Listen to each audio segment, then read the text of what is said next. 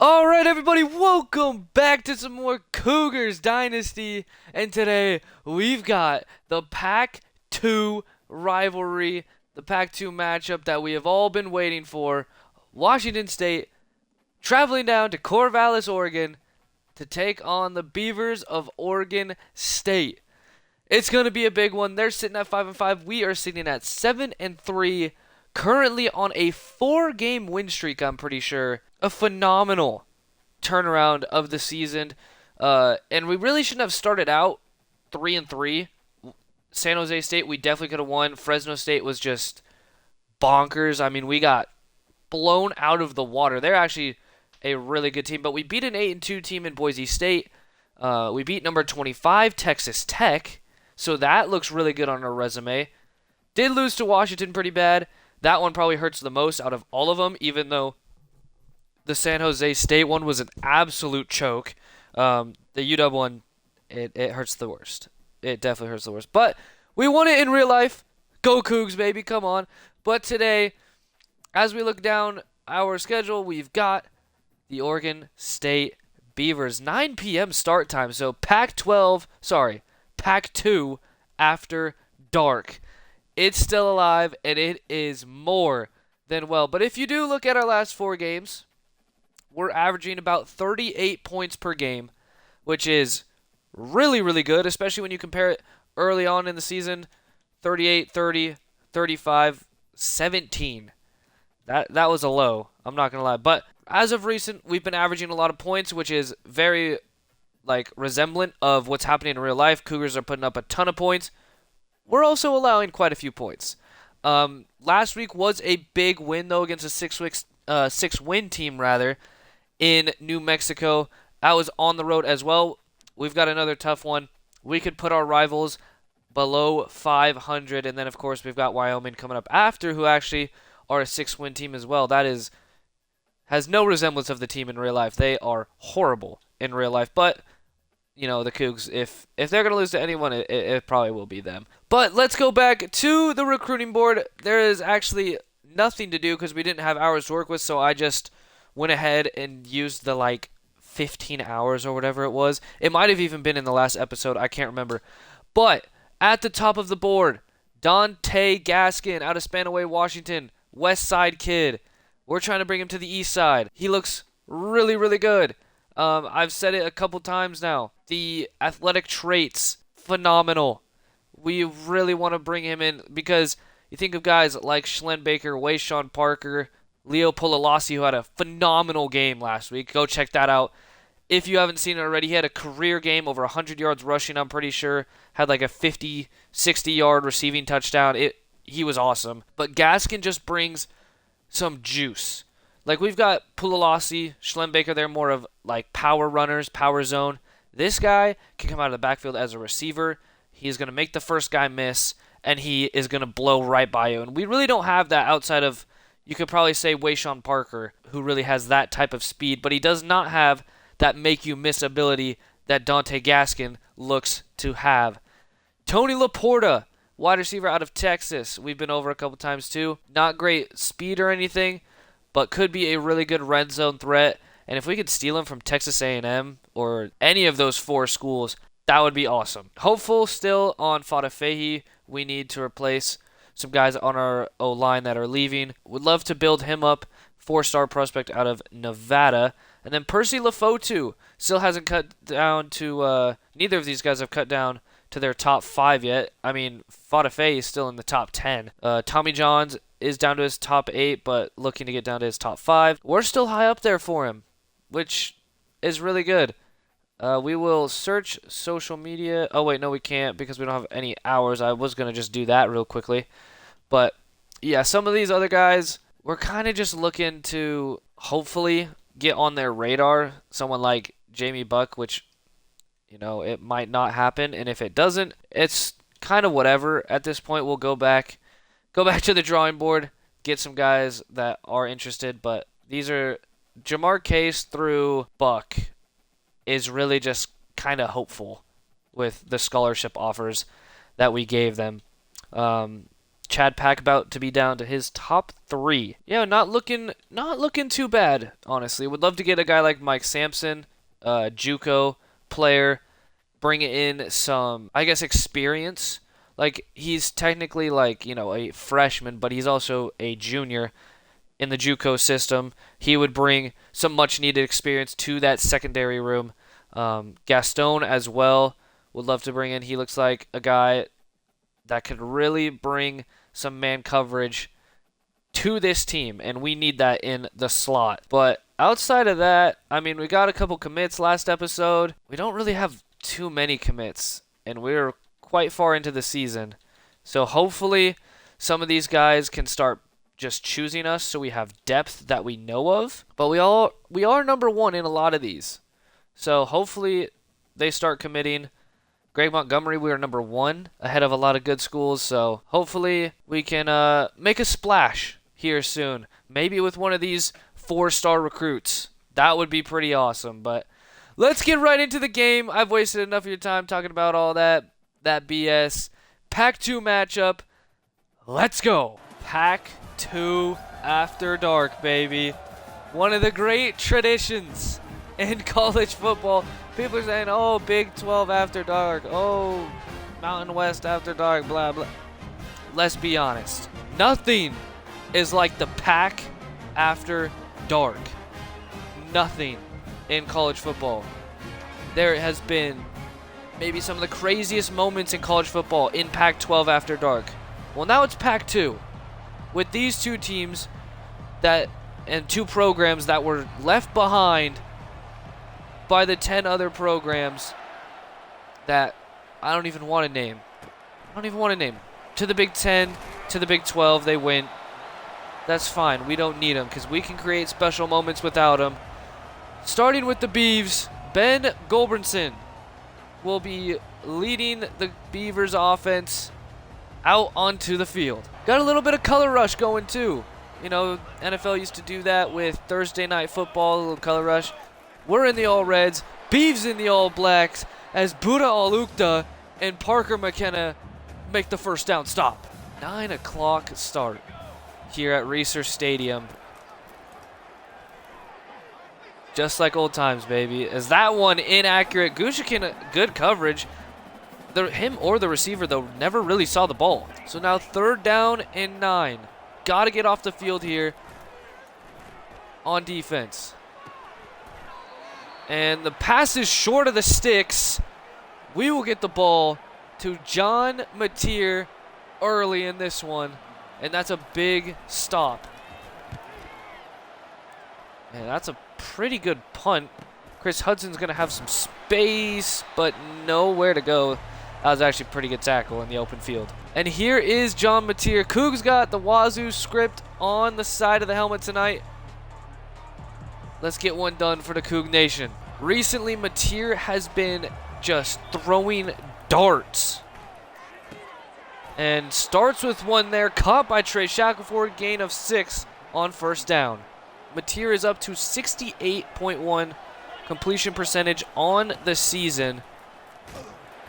Not bad for, I believe, the 3rd-year man out of Little Elm, Texas. I'm pretty sure he's a redshirt sophomore. That sounds right. 3rd and 2 here, though, from our own 38. And Hernandez just sits in the zone. Cougars 1st down. Like I said recently, this offense has been high flying. Looking to get that going again here tonight as we just got to hit our check down. Schlenbaker to the 48, gain of 3. Schlenbaker and Pulalasi recently. Obviously, Pulalasi the most recent, as that's going to be a strip sack. Mateer gives the ball up. As I was trying to say how good our running backs have been, Schlenbaker completely missed that block. And here comes the turnover chainsaw. Wow. Do not get the fans into this game. Looked like couldn't get off that block, but Keontae Augustin, great tackle. Jam Griffin, of course, in the backfield for the Beavs. Really good running back. Showed a lot of flash this year. As we're going to get a sack of our own. Does that push them out of field goal range? That was Quinn Roth and I believe Andrew Edson that got there immediately. I think they were trying to set up a screen.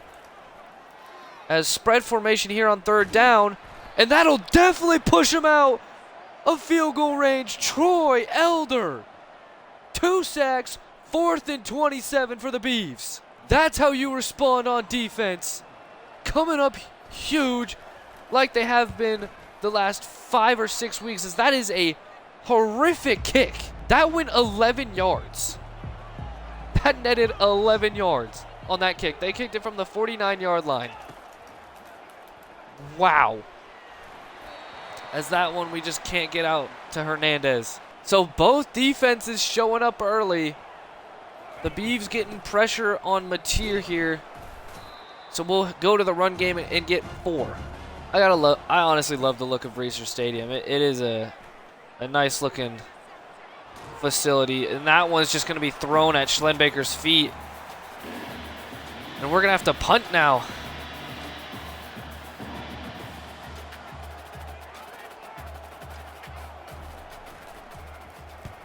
Haber will send it towards the left sideline, as that's a bad kick as well, honestly, by me.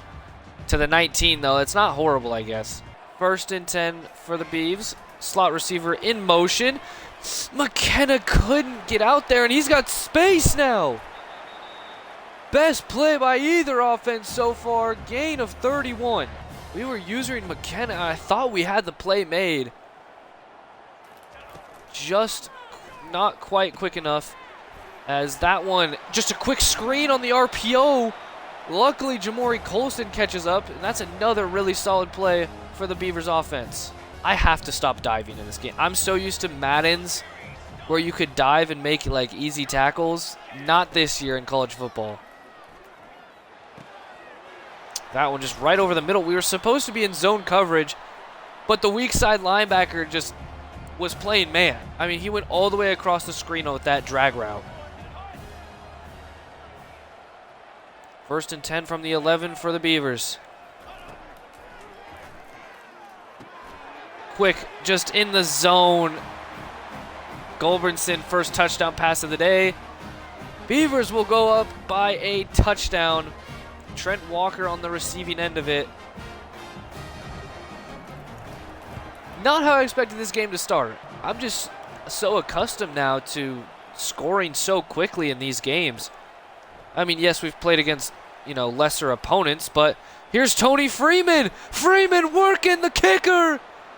I don't think they're going to catch him. Tony Freeman all the way back. 103 yards. Cougs strike that fast. When you have a guy back there like Tony Freeman, with his speed and electricity, anything is possible, and the sophomore takes it all the way back. I'm pretty sure that was about 102, 103 yards. They counted as 101. I think it was a little bit deeper than that. Janikowski puts it through, and in a 15-second span, it's now 7-7 again. Oh, running back screen to Jam Miller, and he will get 12 and pick up the 1st down. Did I just say Jam Miller? Not the Alabama running back, Jam Griffin. Jesus, dude. And another wide receiver touch pass. This one only goes for 2. Valson already got us once going the other way. Way better coverage on that one, as that's just over the middle. Goldbrinson's kind of piecing us up right now. I think we got to go back to the cover 3 here. Might even have to play cover 2 and just guard the middle. Running a lot of stuff over the middle, some zone plays. Obviously the touch passes, the little sweeps. End of the first quarter is 7-7. Not a lot of offense for the Cougs. Some really good defensive plays from both sides. This isn't normal for us as well. We usually own time of possession. We've been really good about sustaining drives and making long drives end in points, as Keontae Augustine, another tackle for loss on the season. I mean, he has just been such a star on this defense all season long. And Gulbranson has to throw that one away. The Beavers will punt again. And that's probably his first incompletion since the first drive of the game. He's been money so far, and especially since that first drive. That punt to the 24. Shackelford on the screen gets those 3 yards back. We got to find something here on offense. 3rd and long again for the Cougs. Something we haven't dealt with a lot of this season, as that is a dart to Cooper Mathers, who caught it low at the knees. The DB tried to undercut it, couldn't get his hands on it, and that's a huge first down. And the hand. Pulalasi, the star last game, gets 8. Continues to run the ball very, very effectively. That was his first carry of the game, as we'll go quick. Shackelford. That was a weird route that he just ran. It was like a double move curl route. I don't know. Oh, Cooper Mathers is running wide ass open. He steps out of bounds. That should have been a touchdown. We hit him late. I did not think that corner route was even going to be there. But Tier just throws that one away. That probably should have been intentional grounding. There's really no reason that that shouldn't have been intentional grounding. But hey, we will take it. Mateer is going to step up. John Mateer's got a lane to the 1. Reach out for it. 3rd and goal from the 1. Mateer QB blast right up the middle, and the Cougs will take their first lead of the game. So Mathers probably should have scored on that open corner route. He doesn't, but we still get the touchdown anyways. 3 receivers to the right. And they will just dump it to the man sitting there on like the screen. Gain of 3, I mean effective on first down. 2nd and 7. Surprised they haven't used Jam Griffin more. Okay. And that's Anthony Hankerson, sorry. I can't speak. He's another good running back there for the Beavers. And he showed you why. Broke the first tackle, gets the first down. And here's another good run for Hankerson. That one a gain of 4. Maybe they'll find something here. Receiver in motion. And it's a fake this time to the receiver. You should have handed it off to him. Loss of 8 on the sack. That one was Kyle Thornton. We have not talked a lot about Kyle Thornton this season, but captain of the defense, really, really good player. And, oh my God, he's got so much time. And that one's going to be broken up. We went for the interception. Moku undercut it way too much. The Beavers will punt here, and we have a chance to go into half with a 2-possession lead, and I believe get the ball as well. We will fair catch this one at the 26. RPO screen to the tight end, and Mathers has a ton of room. Cooper Mathers to the 44. I believe it is actually said Mathers, not Mathers like I have been saying, but I guess it doesn't really matter. Speed out. Kyle Williams got the edge around the corner, and that's another 17-yard gain. First time we say his name today. I feel like that happens a lot. We don't say Kyle Williams' name until we're somewhat deep into the game. We got to get him involved a lot more, as that one over the middle on the deep dig just beat the safety to it. That was a little bit of a dangerous throw, but now 1st and goal for Mateer and the Cougs. Give. Hudson, can he get around the edge? Yes, he can. Diving into the end zone, Chris Hudson. Cougars 2-touchdown lead. Give him the ice. It is quiet here in Corvallis. So a minute 22, we just can't allow anything deep or quick. There's a little drag route for 6. Of course, Beaver's going to be running a little bit of a tempo offense here. They do have all 3 timeouts to work with. Oh, that's a strike down the middle of the field. I thought he was going to go to the check down, and he went right up the seam. to number 2. That was a bullet from Goldbranson. And that one, a drag route again up the field. Working us right now. Second down and 10. Just a whole shot. We were in a cover 6, so Colson was the deep safety, or deep corner on that side, and he just wasn't playing deep. Noga beat him just straight up off the release. So I said we couldn't have anything quick happen like that, and they go right down the field in about, what, 5-6 plays and get a touchdown? And that's how teams have beat it. You think of Fresno State. That's how they beat us that bad. Our corners could not keep up with them when we were in those cover 3, cover 6 zones. Even quarters coverage. Just beat off the release, it seemed like, every time in that game, and Oregon State gets another. So now we've got 44 seconds. We don't really have to be aggressive by any means, as we'll give to Pulalasi. We get 3. We'll go no huddle here. And if we get anything on this second down, we'll actually go for something.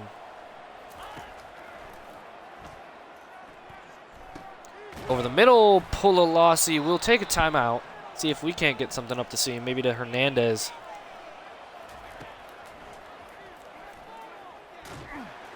Oh, that one's going to be underthrown. Broken up by the deep safety. We threw that, though, because it actually was a disguised man coverage. That safety on the right came down to guard Hernandez. Mateer's going to go down. Oregon State will call a timeout. Now, we've got to be careful here. We are going to throw the ball. They only have 1 timeout left here in the half.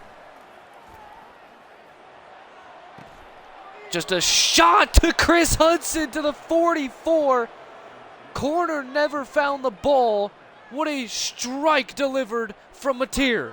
And the booth is going to look at this, but at that little freeze frame, it looked like Chris Hudson got even 2 feet down. We'll look here again. 1 for sure. That left foot definitely got down, and they do call it a first down. Hudson on a big post on the right side. We'll see what they're in. Like a cover 2. We can't get that one out. 7 seconds left. We need something quick yet deep enough to where we can set up a possible field goal. Get down. We'll call a timeout with 2 seconds left. So after a somewhat lackluster first 6 minutes of this game,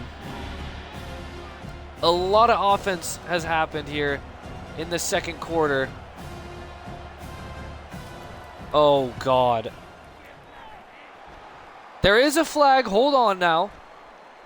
Is this running into the kicker? Personal foul. Roughing the kicker.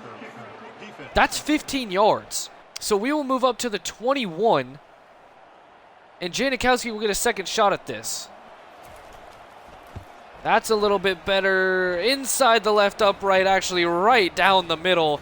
Cougs get an extra shot at a 3-point, or I guess 3 points. Janikowski makes the most of it. I mean, it's really us controlling it. That was a horrible first kick. I have not done a long kick like that in a while, so that bar was moving pretty fast for me. But we are up 10 here. We get the ball, I believe, to start the second half. Pretty comparable, though, from both offenses so far. 1st and 10 from the 22. Comeback, anticipated throw, dropped by Mathers. 3rd and 9. And we will get dropped. I stepped right into that sack. I think we had Hudson on the out route to the right as well. But a quick 3 and out, what the Beavers needed. We got to go play some defense.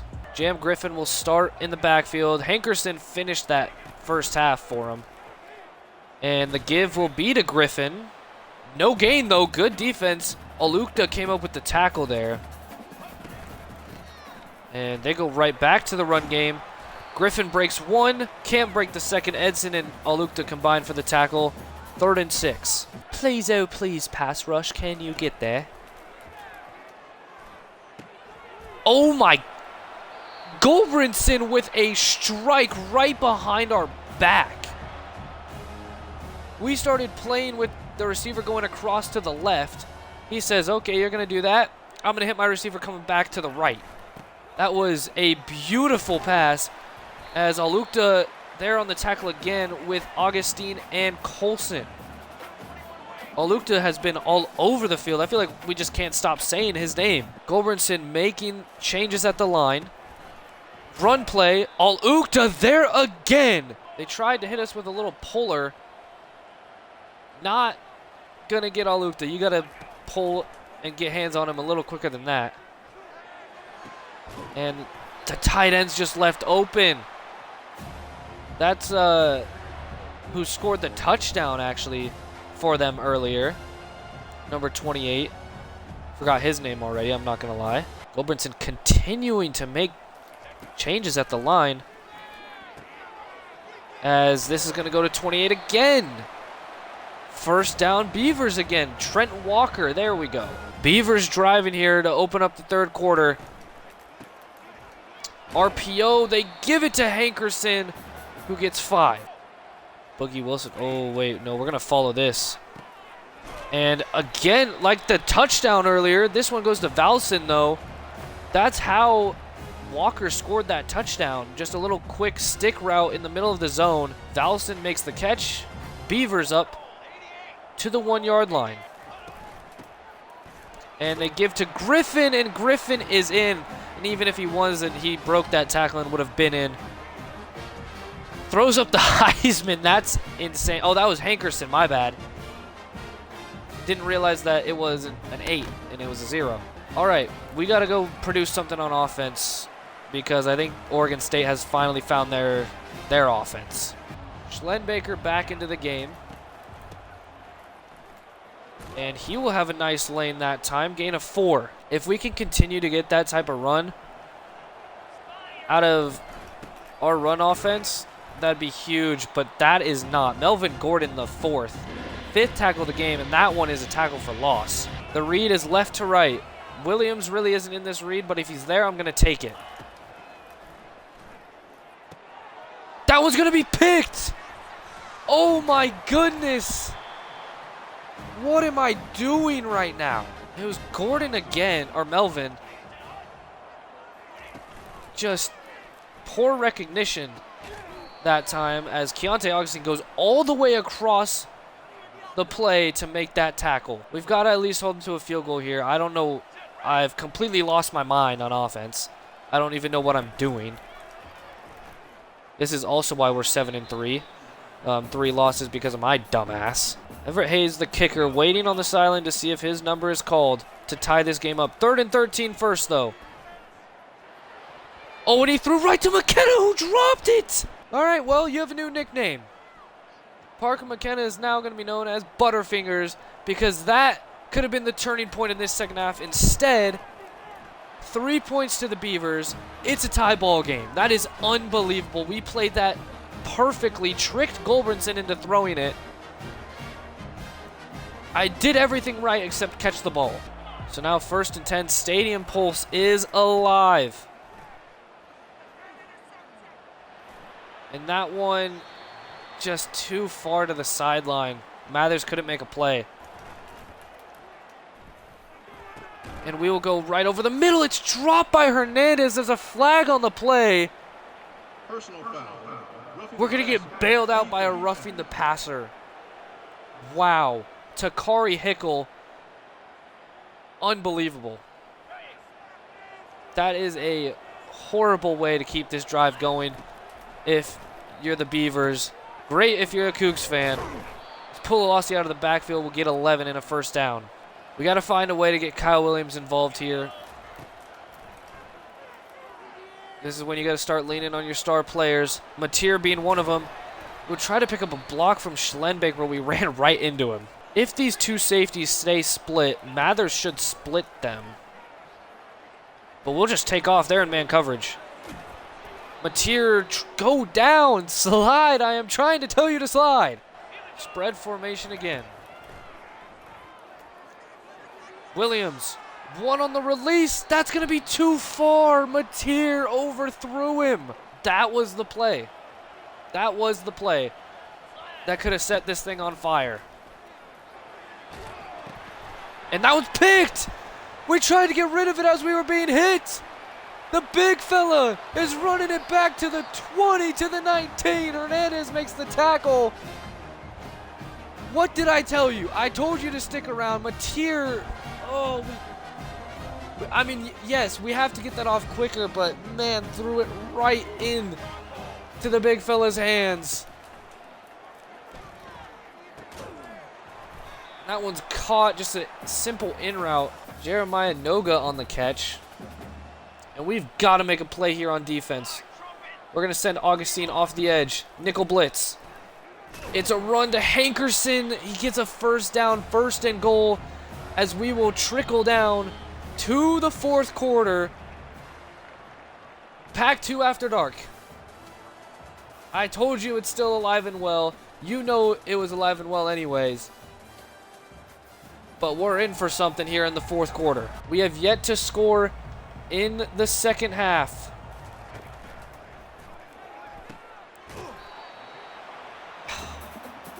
Mau lets that one just be caught right in front of him. Can't make a play. Pinch the defensive line in. We got to make a play. And we do. It was David Gusta. Kept him at the line of scrimmage. They'll spread him out here. Still a run. It's just a pull play. It was a trap. Or a power play, sorry. Just power O. Bring the left guard or the right guard over in front of Hankerson and he let him just walk in, work to perfection. And we are now down. We've had the lead since the 2nd quarter. 4th quarter rolls around. Beavers back on top. And the fans are back into it. More importantly for them. Their defense has been balling. They kick it to Freeman. Can we get something electric from this kid? Only up to the 19. Underneath. Mathers. 5-yard grab. We just need something. I don't believe that safety is playing over the top. I believe Schlembacher's his guy, but if he plays over the top, we should have Schlembacher underneath. Maybe Mathers can get behind. Sack! Didn't have enough time to even think. Mateer's got to make a play here. The O-line is struggling here in the 2nd half. Out to Mathers. Makes the catch. A tough one at that. We can't take a chance here. We got to trust our defense. That kick will be fair caught at the 33. We got to make a play. Come on, D. Just under 6 minutes left. Plenty of time with 3 timeouts as well. RPO screen. Colson makes a fantastic tackle. No gain. 2nd down. They're throwing right to Buda Lukta. Goldbranson makes another huge mistake. Throwing it right to a linebacker, and this time we didn't drop it. Buda Alukta, if there's one thing that you can say about him, it is that he is always around the ball. As we tried to do another RPO, or run read option rather, and it did not work at all.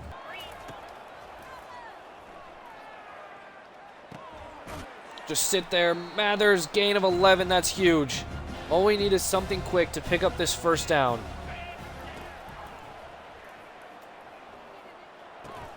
And that something quick will be to Chris Hudson. It wasn't very quick. That was a long developing drag route. Hudson out one-on-one with their star corner.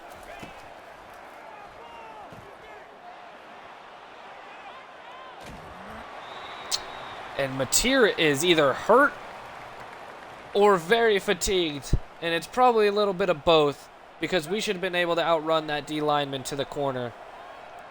It's going to have to be done with our arm. We're going to switch Mathers here to a go route. A little bit of a clear out almost, as Shackelford will catch it, get to a 3rd and inches.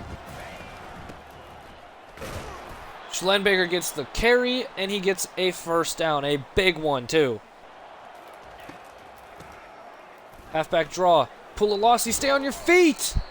Got tripped up by his own guys. Gets a gain of 5 still. It's a big gain on first down. Gonna stick with the running game. Schlembacher just barreling through, guys. First and goal. Are you telling me the run game wants to show up now? Say less. Counterplay. Pulalasi makes a cut. He's in. That should be a touchdown. We're going to get big. Pause. After the 2-minute warning, actually. Or 2-minute timeout, sorry. Second and goal from the 1. Schlembacher, the up back. And he will get the carry and go nowhere. Oh my goodness. Melvin Jordan making the play again. Mateer, quarterback power to the inch line. If we lose on this, this is unbelievable. One final shot. Mateer is into the end zone. I'm not gonna lie, my heart rate was up a little bit there. Oh my goodness. Second rushing touchdown of the game for Mateer. Janikowski puts it up and through. 55 seconds to hold on to this lead. No field goal, no points, no nothing here on defense. We've got to stand tall. This one just 1 yard deep. The Beavers will take it out. Good coverage. Only gets to the 17. Hernandez on the tackle. Nothing can go over us. Absolutely nothing. Beavers quick. Keep him in bounds. Clock continues to run. 2nd and 7. Good tackle by Colson out there. Goldbertson, that was a lot of time wasted off the clock. Oh, Luke almost had another one. He just didn't get his hands up. Oh my goodness. Buddha has been everywhere. 3rd and 7. They will just run it. And we will call a timeout. 30 seconds left. 2 timeouts. That's enough time to get this offense to where we need to be in field goal range.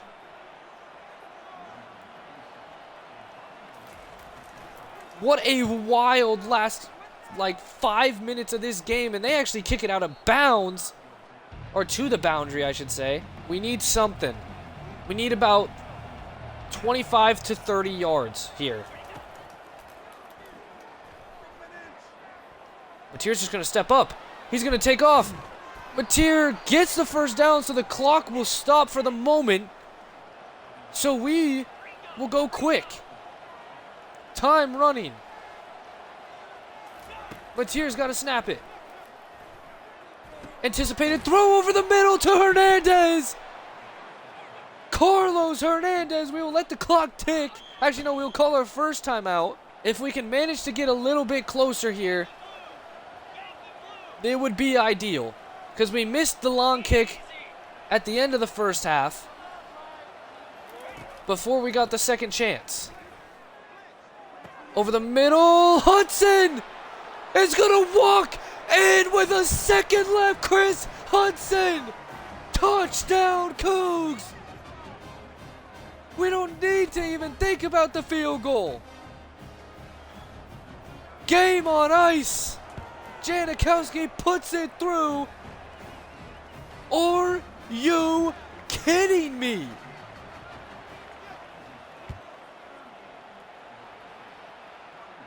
I probably shouldn't have actually kicked it. I probably should have squibbed it. It's not going to matter. Game over here in Corvallis. And the PAC-2 did not disappoint. What a game.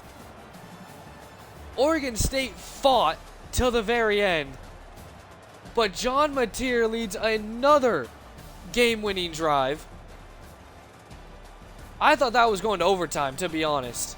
Chris Hudson made a phenomenal play to put that game away. That is ridiculous what just happened. The Cougs will walk off the field 8-3, but it was not easy to get there. I'm going to be honest. Is that game of the year, chat? Oh my goodness, that was phenomenal. As we get a 3-star running back, Denario Khaled, out of Everett, Washington, to commit as well. Oh my goodness, that is huge. We miss out on Jimmy Reif, but it doesn't really matter, as we have some other recruiting news. So obviously, yeah, we get him. Chad PAC, we are first as he reaches his top 3 schools, and we are far and away his number 1. Dante Gaskin reaches his top 5, so we can bring him in for a visit now. We're number 1 for him by a good margin, and it looks like we should actually be able to get him. Oregon State is 3rd. That was kind of my big contender. Boise State definitely could be. UW does not even look really close to into it. Fada Fahey, Arkansas is his new number 1. West Virginia was number 1, if you remember. We were 2, so we drop 1 spot as he goes to his top 8. Mike Otero goes to his top 8. We're number 1. Greg Montgomery goes to his top 8, and we're also number 1. So, good things are happening. What a week. We get a recruit. We get a big-time win. Chris Hudson, obviously, Pac-12 Offensive Player of the Week, and as he should be. That was ridiculous. We can upgrade our coaching skills really quickly, which we probably should do. And can we get anything for running backs? Maybe we should go and upgrade one of the secondary influence and also D-line. Because passing game, recruiting quarterbacks we don't really need, because I'm not worried that Mateer is going to transfer, and I think he is the quarterback of the future for this program as of right now, unless something happens in the transfer portal. We haven't really looked at quarterbacks. I also love what we have in Evans Chuba, the true freshman right now, who I believe we redshirted, but we also brought in Antoine Hazelwood out of Sammamish, Washington, 2-star recruit. So I'm not too worried about quarterback right now. I think we've got a plan for it. And we're looking better and better as we continue on in this season. Last game is up next week against Wyoming. As I'm actually going to go look really quickly. Let's go to our pipeline. So I believe we're losing Keontae Augustine after this year and Gushikin. So we need to beef up that secondary, like I've been saying. Free safety Grant Donahue we could definitely look into. That might be a good one. Okay, so I've added Nathan Lucian. Actually, I think we already had him. D-tackle out of South Carolina, which I doubt we get. But I also added Prince Ekwariku out of Texas. JUCO, he's a junior. Can play in the slot. I think could be really key to have down the line just because he already has experience. Probably shouldn't have 100% scouted him now that I'm realizing that, because that means we can't bring in Dante Gaskin for a visit. Oh, we can't even, there are no visits available. So, doesn't even matter, actually. He looks to be pretty solid, actually. 67-man coverage, awfully, is not great, but 92 change of direction. We can work with the man coverage and develop that over time. The speed isn't great, but really in the slot, I'm just looking for someone who has that change of direction and agility, and that is what he has. So we're going to try and continue to make the cornerback position a position of depth and strength for our team, because I'm telling you right now, we need it. Tommy John's almost down to his top 5. I'm really hoping we get him. That's just such an awesome name. And he looks phenomenal, by the way. 85 tackle, 92 speed out of high school. Beast. Tommy Johns. For now, I think that will be the episode. A fun one it was, for sure. We'll finish up recruiting in the next one. We're back at home for the last game of the season, before bowl games, of course. So don't forget bowl games. We got at least 2 more games, because we're going bowling. I can tell you that. The Cougs are 8-3 though, and we're feeling good. We're on an absolute high after beating our rival. Maybe we should be in the top 25. Maybe. No, I'm kidding. We really haven't beaten anyone. We did beat Texas Tech, but we lost to UW, which doesn't look like a great win anymore. So, I mean, it is what it is. I don't think this is a top 25 team right now. Actually, we beat 2 top 25s because Boise State's 22 now. So it does actually make us look a little bit better. We might have a pretty decent bowl game, actually. We need to finish out the season, hopefully on a 6-game winning streak against Wyoming. That would be awesome. Some really good games here late in the season. would assume Wyoming's probably going to be another good one at 6-5. We will see. But thank you guys so much for watching. If you did enjoy, please like, subscribe, and comment down below what you're thinking of the series so far. I always appreciate you guys' love and support. And I will see y'all later. Take it easy and peace.